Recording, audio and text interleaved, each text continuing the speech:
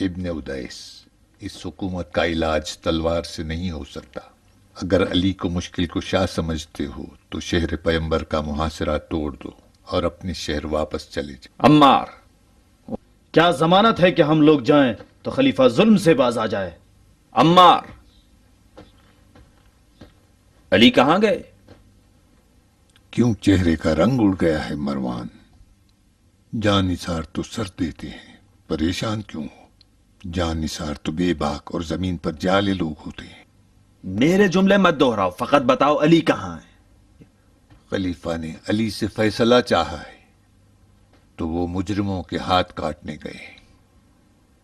آخر کیا ارادہ ہے ان کا؟ میں اتنا جانتا ہوں کہ علی جیسا سقی ڈھونڈے نہیں ملے گا۔